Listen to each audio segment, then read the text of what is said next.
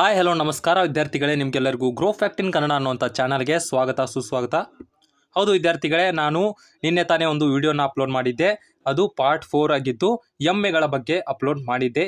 ಈಗ ಏಕದಳ ಧಾನ್ಯಗಳ ಬಗ್ಗೆ ಅಂದರೆ ಸೀರಿಯಲ್ ಸೀಡ್ಸ್ ಬಗ್ಗೆ ನಾನು ಈಗ ವಿಡಿಯೋನ ಅಪ್ಲೋಡ್ ಮಾಡಿದ್ದೀನಿ. ನೋಡಿ, ಇದರಲ್ಲಿ ಬಹಳಷ್ಟು ಮಾಹಿತಿಯನ್ನು ನೀಡಿದ್ದೀನಿ. ಆ ಎಲ್ಲ ಮಾಹಿತಿಯನ್ನು ತಿಳ್ಕೊಂಡು ನೀವು ಹಿಂದಿನ ವಿಡಿಯೋಗಳನ್ನು ನೋಡಿಲ್ಲ ಅಂದರೆ ದಯವಿಟ್ಟು ನೋಡ್ಕೊಳ್ಳಿ. ಯಾಕಂದರೆ ಅಗ್ರಿಕಲ್ಚರ್ ಪ್ರಾಕ್ಟಿಕಲ್ ಎಕ್ಸಾಮ್ಗೆ ಆ ಎಲ್ಲ ವಿಡಿಯೋಗಳು ಕೂಡ ಇಂಪಾರ್ಟೆಂಟ್ ಆದಂಥವು. ಅದರಲ್ಲಿ ಯಾವುದಾದ್ರೂ ಕ್ವಶನ್ನ ಅವರು ಕೇಳಬಹುದು. ಈಗ ಯಾವುದೇ ಸಮಯದ ವ್ಯರ್ಥವನ್ನು ಮಾಡದೆ ನಾವು ಈಗ ವಿಡಿಯೋನ ಸ್ಟಾರ್ಟ್ ಮಾಡೋಣ. ನೋಡಿ, ಏಕದಳ ಧಾನ್ಯಗಳು ಪಾರ್ಟ್ 5 ಅಂತ ಇದೆ. ನೋಡಿ, ಇಲ್ಲಿ ಮೊದಲನೇದಾಗಿ ನಾವು ನೋಡೋದಾದರೆ ಅಳಿವೆ ಅನ್ನುವಂಥದ್ದು. ನೋಡಿ, ಇದನ್ನು ಹೇಗೆ ರೀತಿಯಾಗಿ ಐಡೆಂಟಿಫೈ ಮಾಡೋದನ್ನು ಅದನ್ನು ತಿಳಿಸ್ತೀನಿ. ನೋಡಿ, ಅಳಿವೆ ಅನ್ನುವಂಥದ್ದನ್ನು ನೀವು ನೋಡಿರ್ಬೋದು. ಯಾರಾದರೂ ಕಾಯಿಲೆ ಇದ್ದಾಗ ಇದನ್ನು ಬಹಳಷ್ಟು ಕುಡಿತಾರೆ. ಅಳಿವೆಯ ಅಂಬಲಿ ಅಂತ ಮಾಡಿ ಕುಡಿತಾರೆ. ಇದೆಲ್ಲ ನಿಮಗೆ ಗೊತ್ತಿರ್ಬೋದು, ಆದರೆ ಗೊತ್ತಿಲ್ಲ ಅಂದರೆ ಇಲ್ಲಿ ನೋಡ್ಕೊಳ್ಳಿ. ಅಳಿವೆ ಅನ್ನುವಂಥದ್ದು ಈ ರೀತಿಯಾಗಿ ಕಂಡು ಬರುತ್ತೆ. ಇಲ್ಲಿ ನೀವು ನೋಡ್ಕೊಳ್ಬೋದು, ಈ ರೀತಿಯಾಗಿ ಕಂಡು ಬಂದು ಇಲ್ಲಿ ಚೂಪಾಗಿ ಈ ರೀತಿ ಉದ್ದಾಗಿ ಇರುತ್ತೆ ಮತ್ತು ಸ್ಮೂತ್ ಆಗಿ ಕಂಡು ಬರುತ್ತೆ. ಅದರದ್ದು ಇನ್ನೊಂದು ಇಮೇಜ್ ಕೂಡ ಇದೆ, ಅದನ್ನು ತೋರಿಸ್ತೀನಿ. ನೋಡಿ, ಇಲ್ಲಿ ನೀವು ನೋಡ್ಕೊಳ್ಬೋದು ಅಳಿವೆ ಅನ್ನುವಂಥದ್ದು ಯಾವ ರೀತಿಯಾಗಿ ಕಂಡು ಬರುತ್ತೆ ಅದನ್ನು ಇಲ್ಲಿ ನೀವು ನೋಡ್ಕೊಳ್ಬೋದು. ಇಲ್ಲಿ ನೋಡಿ ಯಾವ ರೀತಿಯಾಗಿ ಕಂಡು ಬರುತ್ತೆ. ಫುಲ್ ರೆಡ್ ಆಗಿ ಇರುತ್ತೆ ಮತ್ತು ಚೂಪಾಗಿ ಇದ್ದು ಮುಂದೆ ಡಾಟ್ ಆಗಿ ಇರುತ್ತೆ. ಈ ರೀತಿಯಾಗಿ ಡಾಟ್ ಆಗಿ ಇರುತ್ತೆ. ಇದನ್ನು ಅಂಬಲಿಯನ್ನು ಮಾಡಿಕೊಂಡು ಕುಡಿತಾರೆ. ಅಳಿವೆಯ ಅಂಬಲಿ ಅಂತ ಕುಡಿತಾರೆ. ನೀವು ಬೇಕಾದರೆ ಗೂಗಲ್ನಲ್ಲಿ ಸರ್ಚ್ ಮಾಡಿಕೊಂಡು ಕೂಡ ನೋಡ್ಕೊಳ್ಬೋದು.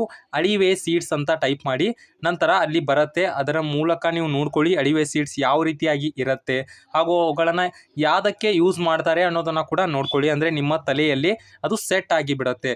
ಅದಕ್ಕೋಸ್ಕರ ಅದನ್ನೆಲ್ಲ ಮಾಹಿತಿಯನ್ನು ನೋಡ್ಕೊಳ್ಳಿ. ಹಾಗೂ ನೆಕ್ಸ್ಟ್ ಆಗಿ ನೋಡೋದಾದರೆ ಪೆಡ್ಡಿ ಅಥವಾ ಭತ್ತ ಅಂತ, ಇದೆಲ್ಲ ನಿಮಗೆ ಗೊತ್ತಿರಬಹುದು, ಚಿರಪರಿಚಿತವಾದಂಥದ್ದು. ಭತ್ತ, ಇದರಿಂದ ಅಕ್ಕಿಯನ್ನು ಮಾಡ್ತಾರೆ.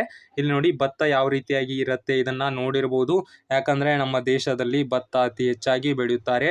ನೋಡಿ, ಭತ್ತ ಈ ರೀತಿಯಾಗಿ ಕಂಡು ಬರುತ್ತೆ. ಇದರಲ್ಲಿ ಬಹಳಷ್ಟು ಟೈಪ್ಗಳು ಇರುತ್ತೆ, ಆದರೆ ನೀವು ಇದನ್ನು ಪರ್ಟಿಕ್ಯುಲರ್ ಆಗಿ ನೆನಪಿನಲ್ಲಿ ಇಟ್ಕೊಳ್ಳಿ. ಭತ್ತ ಯಾವ ರೀತಿಯಾಗಿ ಇರುತ್ತೆ. ಗೋಧಿ ಮತ್ತು ಭತ್ತವನ್ನು ಕಂಪೇರ್ ಮಾಡೋದಕ್ಕೆ ಹೋಗಬೇಡಿ. ಯಾಕಂದರೆ ಕೆಲವರು ಸಿಟಿಯಲ್ಲಿರ್ತಕ್ಕಂಥ ಕೆಲವು ವಿದ್ಯಾರ್ಥಿಗಳಿಗೆ ಗೊತ್ತಿರೋದಿಲ್ಲ ಭತ್ತ ಯಾವ ರೀತಿಯಾಗಿರುತ್ತೆ, ಗೋಧಿ ಯಾವ ರೀತಿಯಾಗಿರುತ್ತೆ. ನೋಡಿ, ಇದು ಭತ್ತದಿಂದಲೇ ಅಕ್ಕಿಯನ್ನು ಮಾಡ್ತಾರೆ. ಇದರ ಸಿಪ್ಪೆಯನ್ನು ಸುಲಿಯುವ ಮೂಲಕ ಅಕ್ಕಿಯನ್ನು ಮಾಡ್ತಾರೆ. ಇದನ್ನು ಭತ್ತ ಅಂತ ಕರಿತೀವಿ. ನೆಕ್ಸ್ಟ್ ಆಗಿ ಗೋಧಿ ಯಾವ ರೀತಿಯಾಗಿರುತ್ತೆ ಅನ್ನೋದನ್ನು ನೆಕ್ಸ್ಟ್ನಲ್ಲಿ ತೋರಿಸ್ತೀನಿ. ನೋಡಿ, ಇದನ್ನು ನೆನಪಿನಲ್ಲಿ ಇಟ್ಕೊಳ್ಳಿ. ನೋಡಿ, ಮೊದಲನೇದಾಗಿ ನಾವು ತಿಳ್ಕೊಂಡಿದ್ದು ಅಳಿವೆ, ನಂತರ ತಿಳ್ಕೊಂಡಿದ್ದದ್ದು ಭತ್ತ ಅನ್ನುವಂಥದ್ದು. ಹಾಗೂ ನಾನು ಇನ್ನೊಂದು ನಿಮಗೆ ಹೇಳುವಂಥ ವಿಷಯ ಏನೆಂದರೆ, ಕನ್ನಡ ಮತ್ತು ಇಂಗ್ಲೀಷ್ ಎರಡರಲ್ಲಿ ಕೂಡ ಅವುಗಳ ಹೆಸರನ್ನು ನೆನಪಿನಲ್ಲಿ ಇಟ್ಕೊಳ್ಳಿ. ಯಾಕಂದರೆ ಎಕ್ಸಾಮ್ ಹಾಲ್ನಲ್ಲಿ ಎರಡೂ ಕೂಡ ಕೊಟ್ಟಿರ್ತಾರೆ. ಕೆಲವೊಮ್ಮೆ ನಮಗೆ ಅದನ್ನು ನೆನಪಾಗೋದಿಲ್ಲ.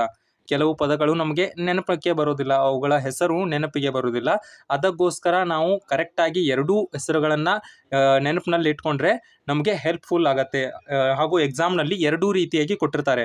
ಈಗ 50 ಕ್ವಶನ್ಗಳಿದ್ರೆ ಒಂದು ಕ್ವಶನನ್ನು ಅವರು ಮೇಲ್ಗಡೆ ಕೊಟ್ಟು ಆ ಪ್ರಾಡಕ್ಟನ್ನು ಅಲ್ಲಿ ಇಟ್ಟಿರ್ತಾರೆ, ಐಡೆಂಟಿಫೈ ಮಾಡಿರುವಂಥ ಒಂದು ಸ್ಪೆಸಿಮನನ್ನು ಅಲ್ಲಿ ಇಟ್ಟಿರ್ತಾರೆ. ಹಾಗೂ ಕೆಳಗಡೆ 4 ಆಪ್ಷನ್ಗಳಿದ್ದು 4 ಆಪ್ಷನ್ಗಳು ಕನ್ನಡ ಮತ್ತು ಇಂಗ್ಲೀಷ್ ಭಾಷೆಯಲ್ಲಿ ಇರುತ್ತೆ. ಅದಕ್ಕೋಸ್ಕರ ನೀವು ಇದನ್ನು ನೋಡ್ಕೊಳ್ಳಿ, ಸರಿಯಾಗಿ ನೋಡ್ಕೊಳ್ಳಿ. ನೋಡಿ, ಈಗ ಭತ್ತದ ಬೆಳೆ ಯಾವ ರೀತಿಯಾಗಿ ಕಂಡು ಬರುತ್ತೆ ಅನ್ನೋದನ್ನು ನೋಡ್ಕೊಳ್ಬೋದು. ಬೇಕಾದರೆ ನೀವು ಹಳ್ಳಿಯಲ್ಲಿ ಇದ್ದರೆ ನೀವು ಗದ್ದೆಗಳಿಗೆ ಹೋಗಿ ನೋಡ್ಕೊಳ್ಬೋದು. ನೋಡಿ, ಭತ್ತ ಯಾವ ರೀತಿಯಾಗಿ ಕಂಡು ಬರುತ್ತೆ. ಈ ರೀತಿಯಾಗಿ ಕಂಡು ಬರುವಂತಹ ಬೆಳೆಗೆ ನಾವು ಭತ್ತ ಅಂತ ಕರಿತೀವಿ.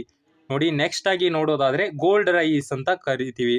ಸ್ವರ್ಣ ಅಕ್ಕಿ, ಇದನ್ನು ಐಡೆಂಟಿಫೈ ಮಾಡೋದು ತುಂಬ ಈಸಿ. ಯಾಕಂದರೆ ಇದು ನಾರ್ಮಲ್ ಆದಂಥ ಅಕ್ಕಿ. ಇದು ಗೋಲ್ಡ್ ರೈಸ್ ಅಂದರೆ ಸ್ವರ್ಣ ಅಕ್ಕಿ. ಅಂದರೆ ಸ್ವರ್ಣ ಅಂದರೆ ಗೋಲ್ಡ್ ಅಂದರೆ ಬಂಗಾರದ ರೀತಿಯಾದಂಥ ಕಲರನ್ನು ಹೊಂದಿರುತ್ತೆ. ನೋಡಿ, ಇಲ್ಲಿ ಯೆಲ್ಲೋ ಕಲರ್ ಆಗಿ ಹೊಂದಿದ್ದು ಇದನ್ನು ಗೋಲ್ಡ್ ರೈಸ್ ಅಂತ ಕರಿತೀವಿ. ನೋಡಿ, ಇದನ್ನು ಈಸಿಯಾಗಿ ಐಡೆಂಟಿಫೈ ಮಾಡ್ಬೋದು ನೀವು. ಇದರ ಬಗ್ಗೆ ಹೆಚ್ಚಿನ ಮಾಹಿತಿಯನ್ನು ಏನು ಹೇಳುವ ಅವಶ್ಯಕತೆ ಇಲ್ಲ. ಇಲ್ಲಿ ನೋಡಿ, ಇನ್ನೊಂದು ಇಮೇಜ್ ಇದೆ. ಇಲ್ಲಿ ನೋಡಿ, ಕಂಪೇರ್ ಮಾಡಿದ್ದಾರೆ.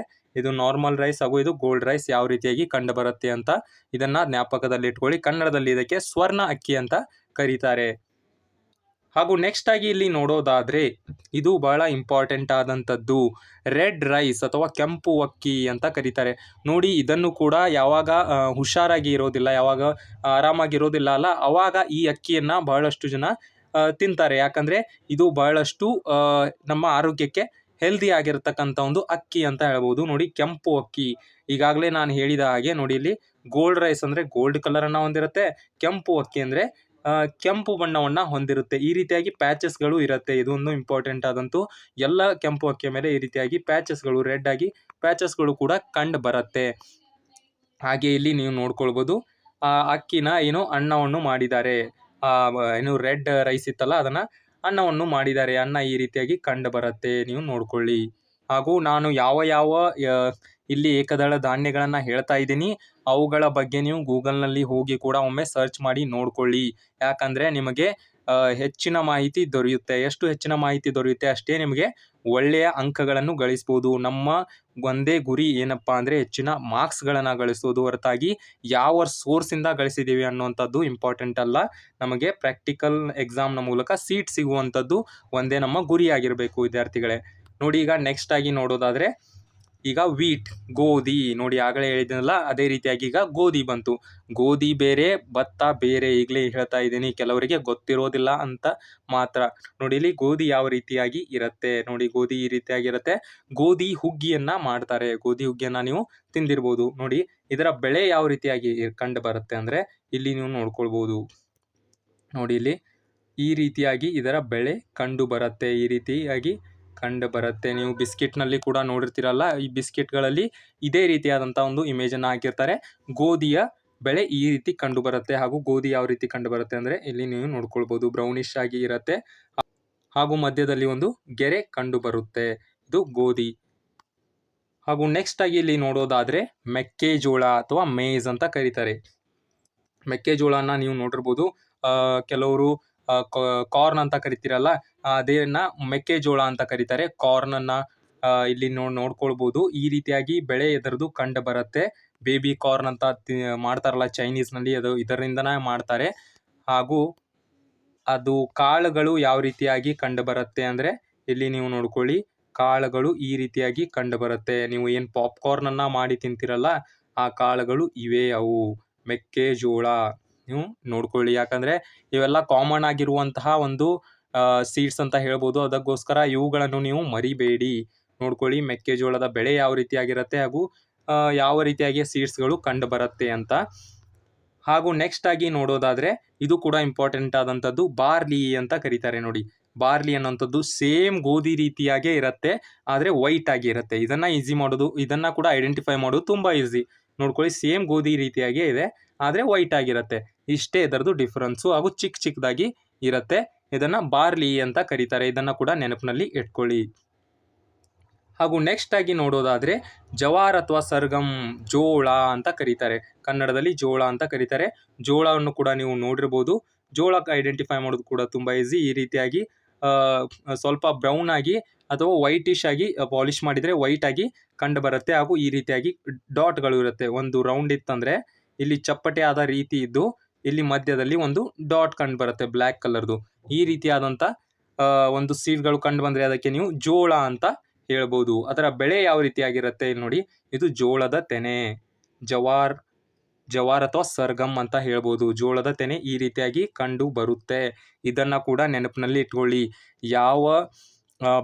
ಯಾವ ಸೀಡ್ನ ಬೆಳೆ ಯಾವ ರೀತಿಯಾಗಿ ಕಂಡು ಬರುತ್ತೆ ಅನ್ನೋದು ಕೂಡ ಇಂಪಾರ್ಟೆಂಟ್ ಆದದ್ದು. ಯಾಕಂದರೆ ಆ ಬೆಳೆಗಳನ್ನು ಕೂಡ ಅಲ್ಲಿ ಇಡ್ತಾರೆ. ಜೋಳದ ದಂಟನ್ನು ಕೂಡ ನಿಮಗೆ ಅಲ್ಲಿ ಇಟ್ಟು ಕೇಳ್ಬೋದು, ಇದು ಯಾವ ದಂಟು ಅಂತ ಕೂಡ ಕೇಳ್ಬೋದು. ಅದಕ್ಕೋಸ್ಕರ ಎಲ್ಲವನ್ನು ನೆನಪಿನಲ್ಲಿ ಇಟ್ಕೊಳ್ಳಿ.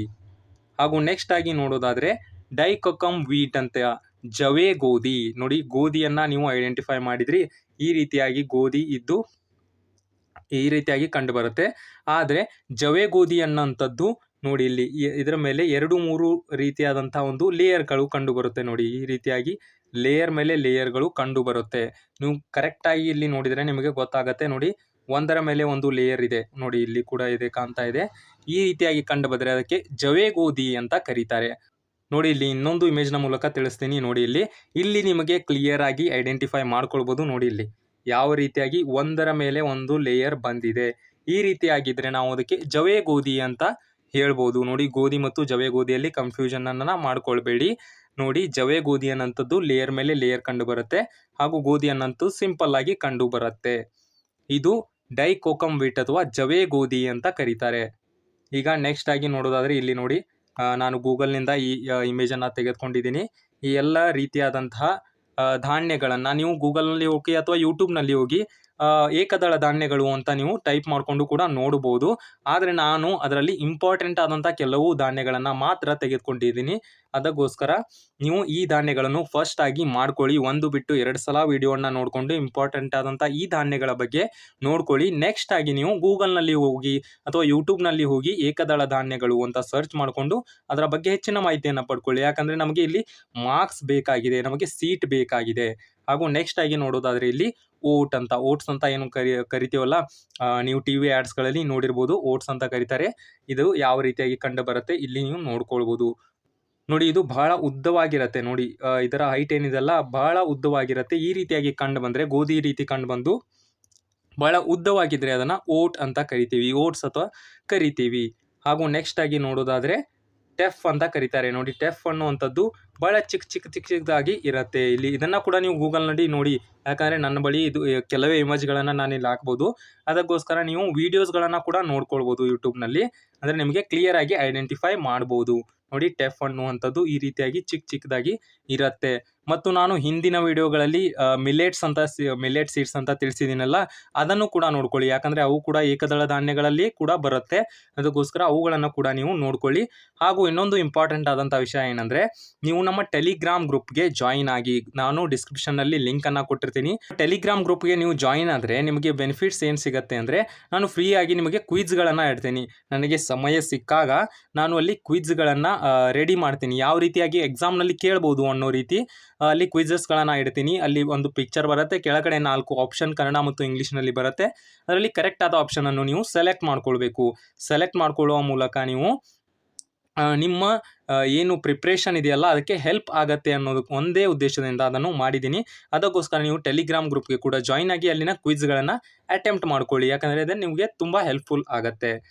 ಹಾಗೂ ಇಲ್ಲಿ ನೀವು ನೋಡ್ಕೊಳ್ಬೋದು ಅದರ ಬೆಳೆ ಯಾವ ರೀತಿಯಾಗಿರುತ್ತೆ. ಟೆಫ್ನ ಬೆಳೆ ಯಾವ ರೀತಿ ಚಿಕ್ಕದಾಗಿ ಇರುತ್ತೆ. ಮೊದಲೇ ಬೀಜ ಚಿಕ್ಕದಾಗಿರುತ್ತೆ ಸೀಡ್ಸ್ ಅದರದ್ದು.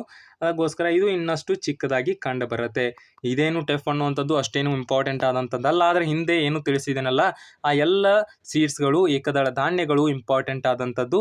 ಅದಕ್ಕೋಸ್ಕರ ನೀವು ಈ ವಿಡಿಯೋನ ಮತ್ತೊಮ್ಮೆ ರಿಪೀಟ್ ಮಾಡಿಕೊಂಡು ಕೂಡ ನೋಡ್ಕೊಳ್ಳಿ.